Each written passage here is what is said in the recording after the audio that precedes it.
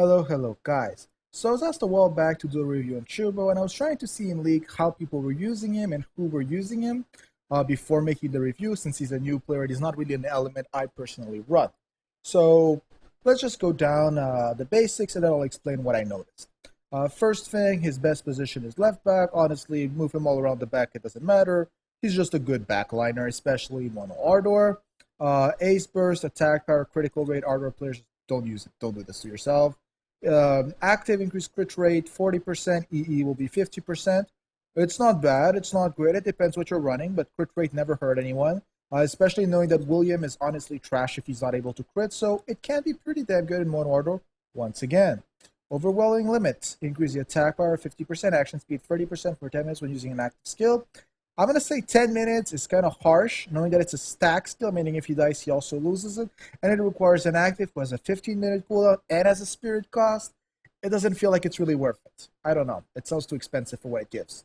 Overwhelming 2, be aware that this is a skill that is very common, so it might not stack. So, yeah, check what else you have online.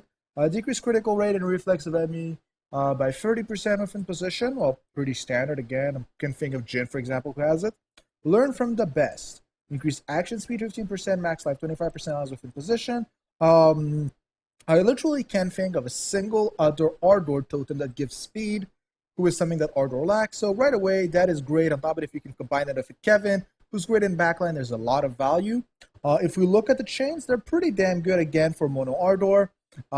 We got Char, we got Kyosuke. We're kind of waiting for the E to really vote if that's good or not. We got Kyoko, so like the top 2 Ardor strikers. And just in case you want long shot, there's Jean. Of course, William is the best, but that's more for the ace. And then you got Duke in friendships, in fighting spirit chain. So overall, it isn't bad. So from my experience, where have I actually seen him? So a lot of people looked at his stat. They realized his technique value was his lowest stat. Most of the time, people are running Death Queen because they're running him in mono Ardor. That's the only place I could ever see him. So they've actually went with FTS like this. That's going to fill up the entire counterattack requirements. And by doing that, then on the other stones, they're going to try and make it either go fast or spirit gen. The thing you need to be careful once again is if he dies, over limit becomes pointless, and then the rest of the stuff just becomes bad. So pretty much what I've seen is FTS just to be able to counter any form of reflex. 2 Ardor dribble stones.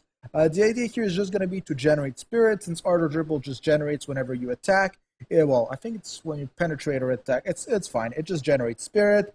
For the last slot, I've seen a lot of different things, though. Some people were putting speed stones. Some people were putting penetration stones, especially for that action bar bonus, especially combined with a William Ace that would allow him to get around 80% pen when used correctly. So overall, there's a lot of different options for the Thunder one.